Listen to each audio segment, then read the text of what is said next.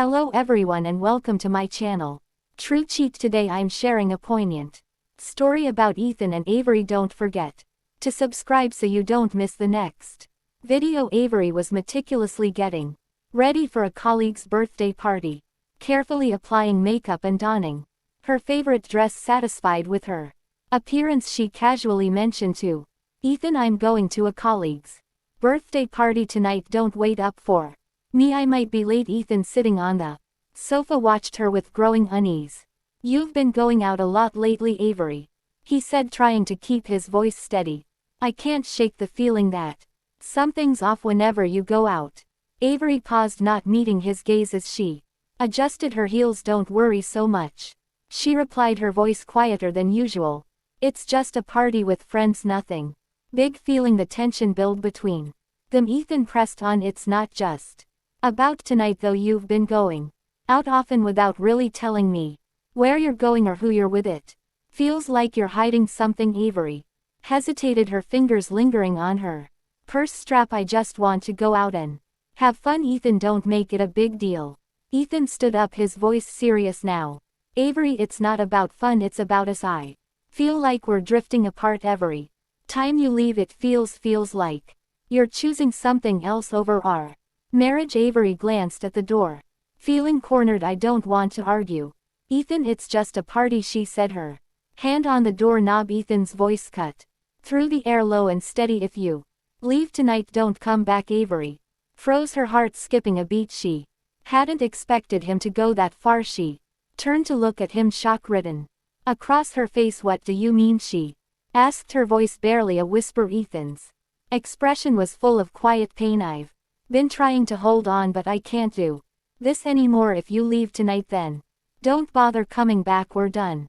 Avery stood there, torn between anger and disbelief. After a moment, she made her decision with a deep sigh. She whispered, "I'm going, we'll talk later." She walked out the door, leaving Ethan standing in silence, the weight of his ultimatum sinking deep into his heart. About an hour after Avery left, Ethan received a message from one of his friends. "I just saw Avery walking down the street with some guy. Is everything okay between you two?" Ethan's stomach dropped. The suspicion that had been gnawing at him for weeks was now solidified. He couldn't decide what hurt more, the thought of Avery with another man, or the fact that he found himself consumed by thoughts of his troubled marriage. He reflected on the quiet evenings they once cherished together, the laughter and the trust that now felt like distant memories. Something had shifted between them, but he couldn't quite grasp the extent of the change. The following morning, Avery returned home,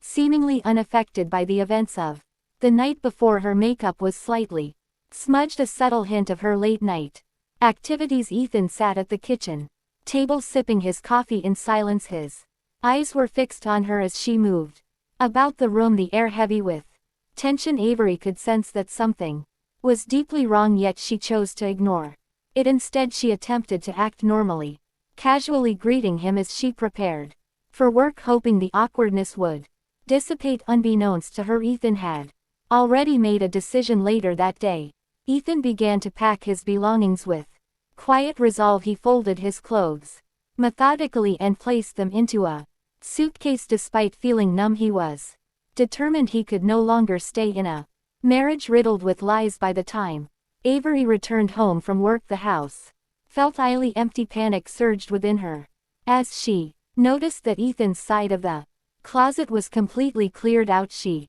rushed through the house, opening empty drawers, her heart sinking with each discovery. In desperation, she grabbed her phone and dialed Ethan's number. When he answered, his voice sounded distant and detached. "Avery," he replied calmly, "I've seen the signs. You've been lying to me for a while now, and I can't live like this anymore." Avery's throat tightened at his words. "I didn't mean for to get like this. I just needed space." Ethan cut her off, his voice firm. "It's over, Avery. This marriage is over." With that, he hung up, leaving her in stunned silence. Her hands shook as the weight of her actions crashed down upon her. In the aftermath, Ethan moved out of the city, seeking solace and a fresh start, far away from the painful memories of his failed marriage. As time passed, he met a woman named Lily who brought joy and stability. Back into his life together they began to build a relationship rooted in trust.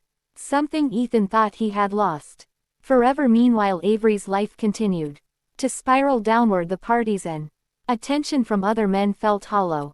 Without Ethan, she realized too late that she had lost the one person who genuinely cared for her. Now she had to confront the consequences of her actions.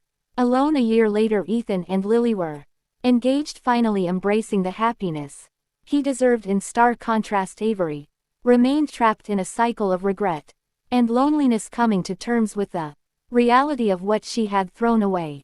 Avery had never truly appreciated what she had until it was gone. Meanwhile, Ethan's decision to leave proved to be the right choice, allowing him to find someone who valued him and offered a relationship based on honesty and love.